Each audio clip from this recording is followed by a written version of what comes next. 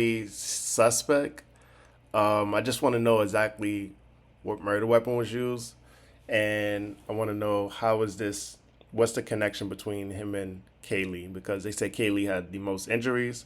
So I was reading something where the family of Kaylee Gonclaves said that they see a connection, but they're not releasing it yet, and they're saying that supposedly Bryan Kohberger is Kaylee's stalker.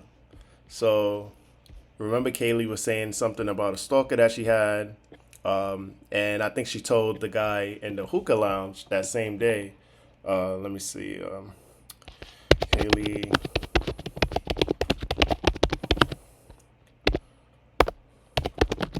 Oh, sorry, not the hookah lounge, the vape shop. Um, okay, this is it right here. But I want to start with that story confirming that Kaylee is in. Of this stalker. Listen to what he told me.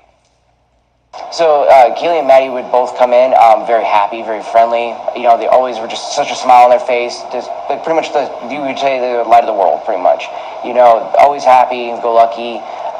They always came in just chatting. They always came with a group, like I said. They probably I'd say 4 or 5 girls at most, all the time. They come in together. And I made a joke about it earlier. It was like, hey, coming together and stuff like that. It's nice to see you girls trying to stay safe. One of them more or less openly says, "Oh yeah, we've had a friend of ours be stalked before, so this is kind of why we all travel in a group like this." And just was it Kaylee who said that? Do you remember? no, it was Maddie who actually said that. So Maddie said it, and it was kind of like more mentioning, like motioning to Kaylee too, like who was right next to her. So you could tell that like they obviously all were trying to keep Kaylee safe, and to be there for her as good friends. And then to know that a few weeks later, now I won't see them, anymore, anything like that. So it's So how crazy. long before the murder about was that? 3 weeks. 3 weeks. 3 weeks beforehand, because I was telling them I hope they had a good Thanksgiving break and everything like that too, because I didn't know if I'd see them again. So, because with a lot of the times with the kids, with the way after a pandemic, some of the kids leave in waves. So I was like, oh, I don't know if I'm going to see you this weekend or not. Hey, hope you have a great Thanksgiving with your family, and that was the last I saw them. Did they elaborate any more on the stalker comment? They more or less kept making the comment that it always seemed to happen either by the campus or down on Main Street. And the last time the Kaylee more or less made it sound like it seemed like it was down on Main Street, and that the person was coming from like around the Corner Club area, and then as far as I remember, it's the guy who ended up like trying to go and talk to her, and then he gave up on it, and he ended up walking away. So she thought she was being stalked up to a certain point, and then looked behind her, and he was no longer behind her. So I just want to make sure that I get it right. So just tell me again exactly what you remember. Just more or less, I made a joke about them being in a group, and they just said, yeah, one of our friends, and motioning to Kaylee that she'd been stalked recently, and so that had people constantly following her around. And it's not just a one-off thing, that this is apparently something that Kaylee had tons of issues with. Apparently she always had somebody who's constantly walking behind her like that. So, and it was more so at nighttime when they were out there drinking and stuff like that. Because I asked them, like, is it at school? And she's like, no, when I'm at night, going out to the bars or coming back from the bars. And again, living down that way. Did she specifically mention the Corner Club? Not the Corner Club, but just in that general direction and stuff like that. So the only reason I would assume the Corner Club is because that's the only bar that's down in that area anymore now. So we used to have two. One was CJ's and then the Corner Club. It's just Corner Club now, then a whole block before it mingles. So. How many times did you see Kaylee and Maddie? How many times would they come to the store? I'd say, now that I'm trying to think back in my head, I've only saw them maybe like 6-7 times total. So I say probably since the start of this beginning of this year. All right, guys, you saw that. So that's a shocking connection between possibly Bryan Kohberger and Kaylee. Now, the family said that they see connections. Let's see. This family connections. Okay, so the family says that they see connections to Bryan Kohberger after arrest, but they're not releasing exactly what the connection is until the trial starts. So they said that they're happy, relieved, and thankful, but we know that Kaylee Gonclaves got the had the worst injuries. So was this really just Bryan just being after Kaylee and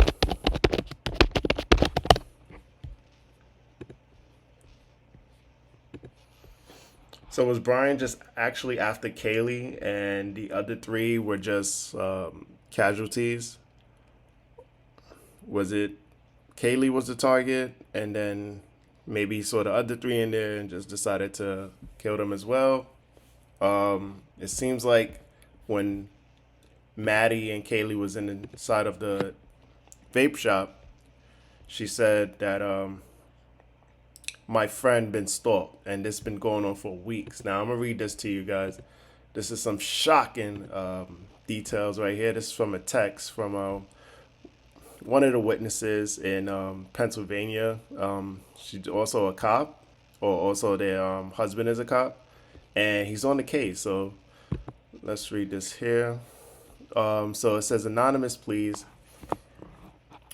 He was arrested only 40 minutes from our home near our aunt and uncle's. Went to school with my cousins. His sister lives in our town.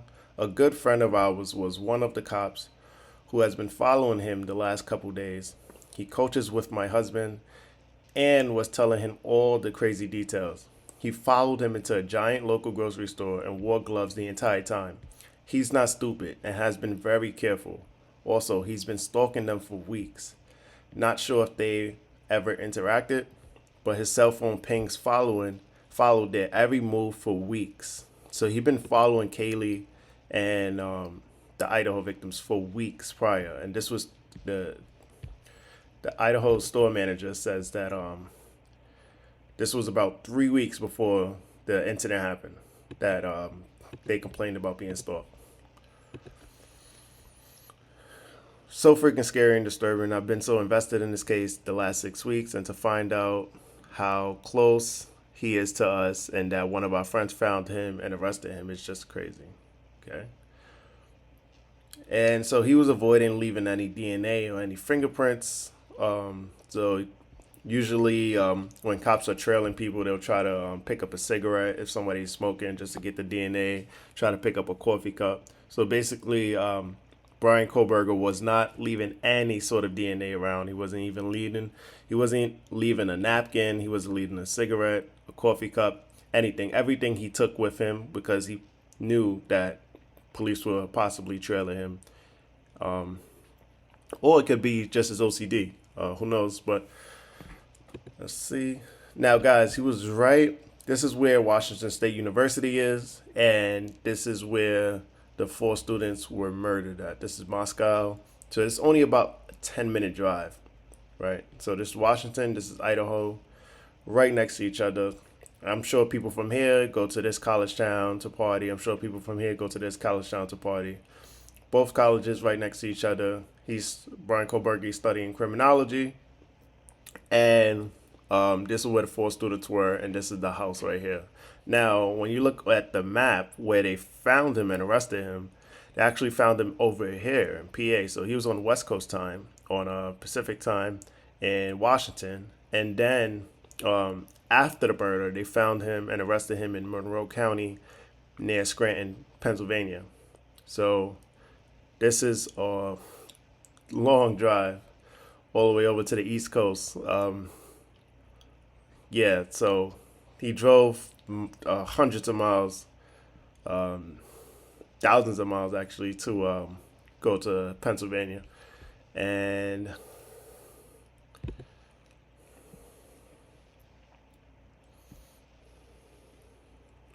now the Moscow police is going to investigate the Idaho murder suspect's apartment.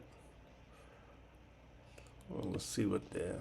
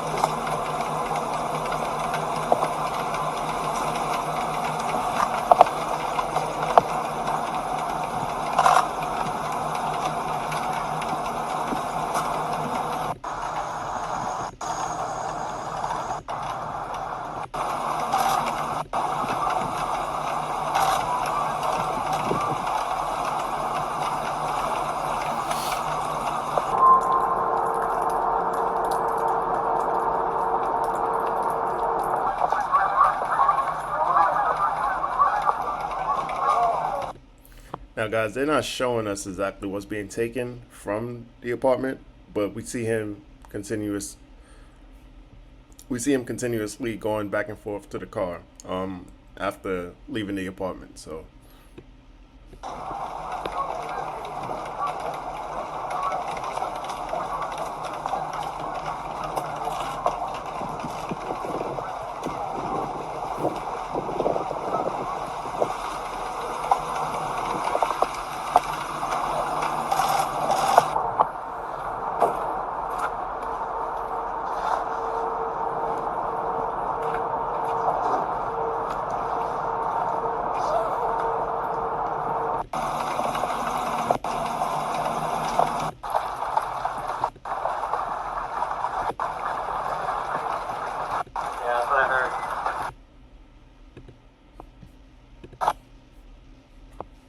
Before and bath fitter. Now. Okay, and this is him actually when he returned to Washington State University.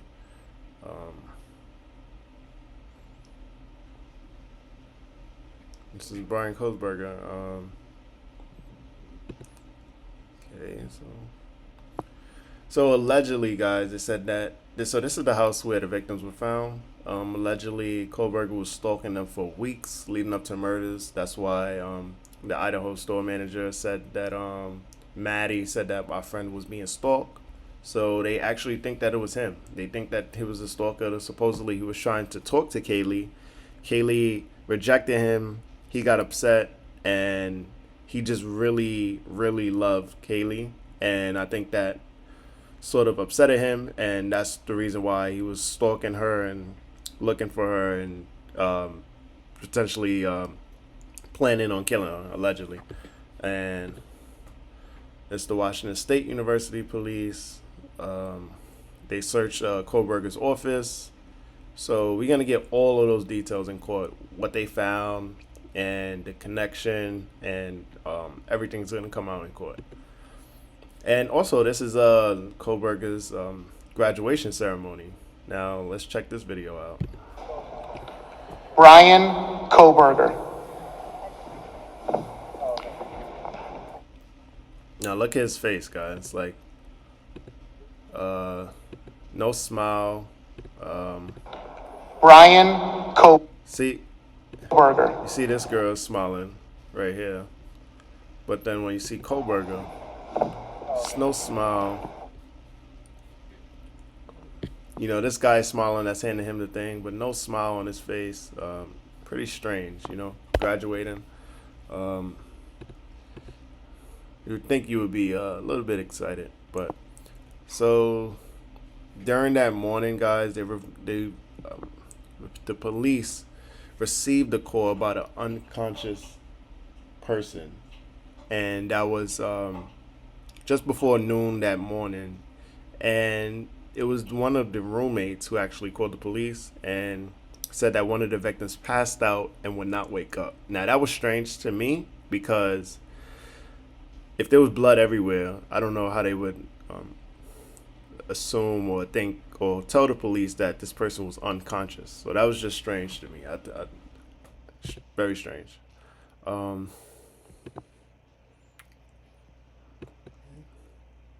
It's Maddie and Kaylee. Those are one of the two victims that was in there. So Maddie's on the left, Kaylee's on the right. So Kaylee is the one that Kohberger was after and was stalking.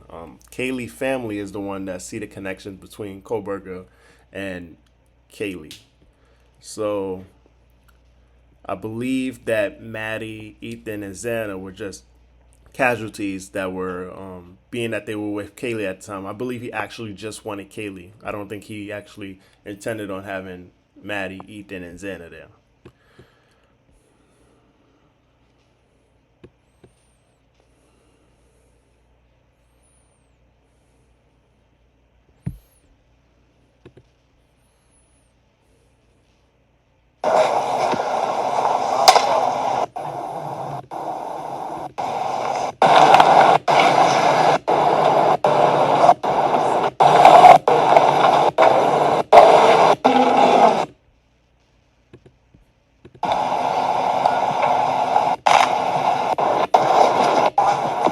So right there, they're just removing all of like the personal items from the victim's house in Idaho, and yeah, it's just a chair, couch, regular like college stuff.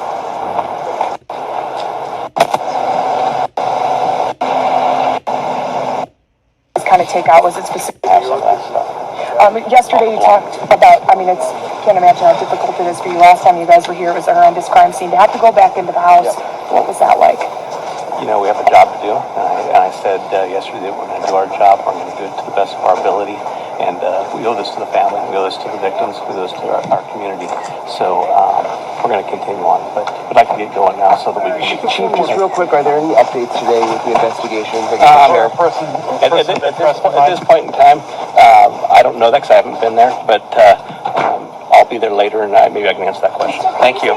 Thank you very much. Picking up Hey, just have everybody watch out here because I'm not sure what we're doing.